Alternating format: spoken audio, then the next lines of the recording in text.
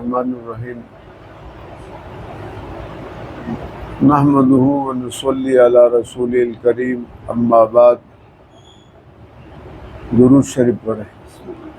اللہم صلی علی محمد وعلی آل محمد کما صلیت علی ابراہیم وعلی آل ابراہیم انک حمید مجید۔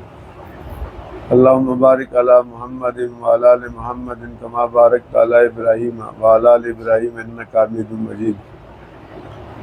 گزشتہ درس میں یہ بتایا تھا کہ قادیانی اور دوسرے کافروں میں کیا فرق ہے۔ مختصراً یہ تھا کہ یہودی جھوٹے ہیں مگر ان کے نبی سچے ہیں، عیسائی جھوٹے ہیں مگر ان کے نبی سچے ہیں، قادیانی خود بھی جھوٹے ہیں اور جو ان کا نبی تھا وہ بھی جھوٹا تھا، وہ نبی نہیں تھا۔ آج کے درس میں یہ بات ہے کہ قادیانی عبادت گاہ اس کا کیا حکم ہے۔ یہ بات اچھی طرح ذہن نشین ہو کہ مسلمانوں کی عبادت گاہ کا نام مسجد ہے۔ لمسجد اسس علی التقوی وان المساجد للہ انما یامر مساجد اللہ من آمن باللہ۔ یہ قرآن کی آیات اور احادیث میں اس کا ذکر موجود ہے۔ تو یہ مسجد یہ اللہ کا گھر ہے اور مسلمانوں کی عبادت گاہ ہے۔ قادیانی جس جگہ کو عبادت گاہ کے طور پر بنائے تو اس کو سمجھنے سے پہلے ایک مثال سمجھے۔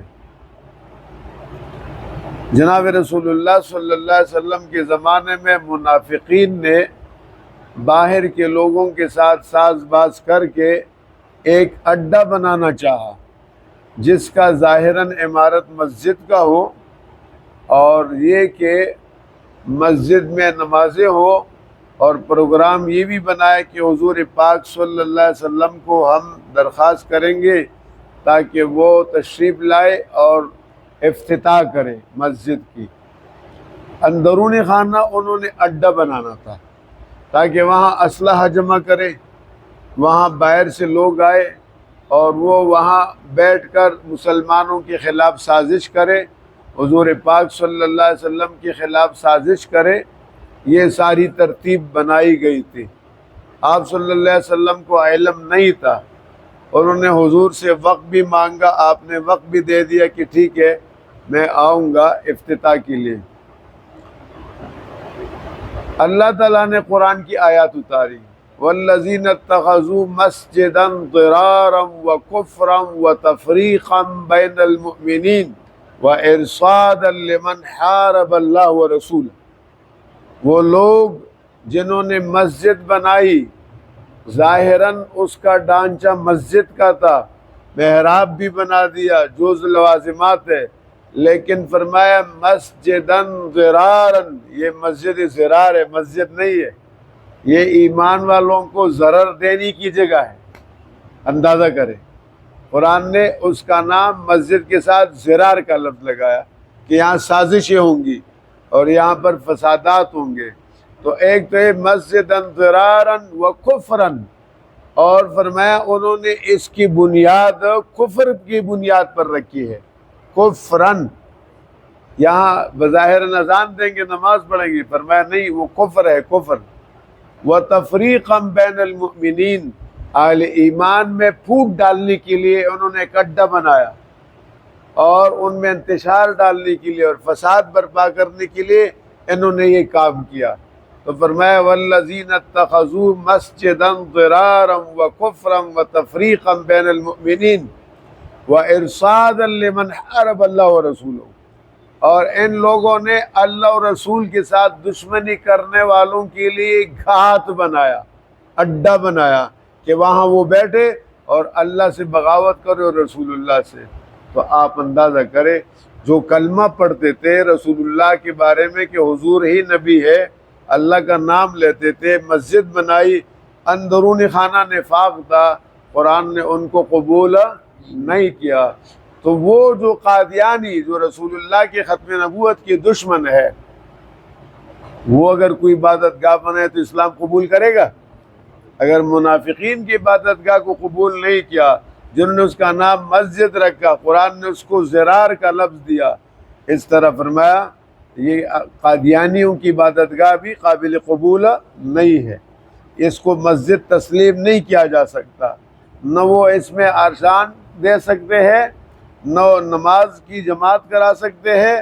اور اس بارے میں مولانا محمد یوسف لدھیانوی رحمۃ اللہ علیہ ان کی کتاب قادیانی اور تعمیری مسجد، اس کے اندر یہ ساری تفصیل موجود ہے۔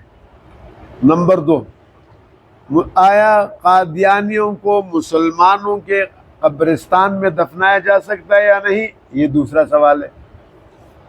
جس طرح کسی ہندو کو، یہودی کو، عیسائی کو، چوڑے چمار کو مسلمانوں کے قبرستان میں دفن نہیں کیا جا سکتا، شرعاً جائز نہیں ہے، اسی طرح کسی قادیانی مردہ کو مسلمانوں کے قبرستان میں دفن کرنا جائز نہیں ہے۔ اس کے ہرگز گنجائش نہیں ہے کہ وہ مسلمانوں کی قبرستان میں دفن کیا جائے۔ اور مسئلہ یہ ہے کہ اگر ایسا ہو جائے تو اس کو وہاں سے نکالا جائے۔ ابھی چند مہینے پہلے کی بات ہے، آپ کا یہ چونترا کا علاقہ ہے، یہاں مسلمانوں کی قبرستان میں قادیانی کو دفنایا گیا، پولیس والوں کے وارے نہیں آ رہے، انہوں نے ان سے پیسے لے لی اور پیسے لے کر پھر مسلمانوں کو اطلاع بھی کر دی کہ بھائی انہوں نے یہاں پر اپنے آدمی کو دفنا دیا ہے۔ چنانچہ مسلمانوں نے احتجاج کیا، ہم سے رابطہ کیا گیا، ہم نے عبارت بنائی کہ اس طرح لکھو، یا ہم نے ڈی سی سے ٹائم لیا ملاقات کے لیے، دوسرے بندوں سے لیا، تو اب ہلچل شروع ہو گئی، انتظامیہ پریشان کی ہی کیا ہوا۔ آج میں نے اطلاع دی کہ فوراً کم از کم 50-60 بندے تھانے کے سامنے بیٹھ جاؤ کہ یہ پولیس والوں نے کیا ہے اور انہوں نے پیسے لے کر یہ کام کیا ہے۔ آپ حیران ہوں گے، کل کا دن ہے اور 10 بجے ڈپٹی کمشنر کے ساتھ ہماری ملاقات طے تھی کہ ہم کل ملیں گے۔ راتوں رات قادیانی غائب ہو گیا قبر سے، پولیس نے جا کر ادھر پیسے لے لی، انہیں راستہ بتا دیا کہ دفن کرو۔ جب بندوں نے جا کے احتجاج کیا اور ان پر یہ پریشر آیا کہ کل تو ملاقات انتظامیہ کی بڑے افیسروں کے ساتھ، ان بندوں سے کہا خیر اسی میں کہ اس کو راتوں رات لے جاؤ ورنہ تمہارے گھر بھی نہیں رہیں گے۔ یہ کام کرنا ہے۔ کبھی بھی کسی قادیانی کو مسلمانوں کے قبرستان میں دفنایا نہیں جا سکے گا اور نہ برداشت کیا جا سکے گا۔ تو یہ 2 باتیں ہو گئی، ایک وہ مسجد نہیں بنا سکتے اور ایک مسلمانوں کے قبرستان میں اپنے مردے کو۔ اس طرح شعائر اسلام وہ استعمال نہیں کر سکتے۔ شعائر اسلام کے اذان ہے، کلمہ ہے لا الہ الا اللہ محمد رسول اللہ، 5 وقت کی نماز ہے، پھر یہ 5 نمازیں جماعت کے ساتھ ہے، قرآن ہے، یہ شاعر اسلام ہے، یہ وہ استعمال نہیں کر سکتے۔ اس کے بعد اگلا موضوع ہے، اگلا موضوع مولانا محمد ادریس کاندھلوی رحمۃ اللہ علیہ، ہمارے بڑے بزرگ اور عالم گزرے ہیں، انہوں نے لکھا ہے قادیانیوں اور دوسرے کافروں کے احکام انہوں نے لکھے ہیں، چنانچہ کفر کے دنیاوی احکام اور آگے اس کی تفصیلات ہیں، وہ انشاءاللہ العزیز اگلے درس میں ہوگا۔ اللہم صلی وسلم بارک علی سیدنا مولانا محمد عبدک و رسولک وخاتم النبیین عدد ما تحب و ترضى له على جمیع الانبیاء والمرسلین وعلى آلہ واصحابہ اجمعین۔ یا کریم ان ساتھیوں کا یہ بیٹھنا قبول فرما، ان سب کو اجر عظیم عطا فرما، ان کی پریشانیاں دور فرما، مشکلات کو حل فرما، تنگ دستیاں دور فرما، غیب سے مدد فرما، دستگیری فرما، قرضوں سے نجات عطا فرما، برکت کی روزی عطا فرما، حضور کی ختم نبوت کے لیے انہیں ہمیں قبول فرما، ان میں اور گھروں میں کوئی بیمار ہے اللہ ان کو صحت عطا فرما، شفاء عاجلہ کاملہ نصیب فرما۔ یا کریم ہمارے اس فیض کے اندر، اس فیض کو جاری اور ساری فرما، اس مسجد کے اندر جو ہمارے لیے رکاوٹ ہے ان رکاوٹوں کو دور فرما اور فیضان کو چاردانگ عالم تک پہنچا دے، اس مسجد کو دین کا مرکز بنا دے، یہاں دن دگنی رات چگنی روحانی دینی علمی ماحول بنا دے اور اسے ترقی عطا فرما دے۔ اے اللہ تو ہم سب سے راضی ہو جا اور ہم سب کو معاف فرما۔ وصلی اللہ تعالی علی خیر خلق۔ جزاکم۔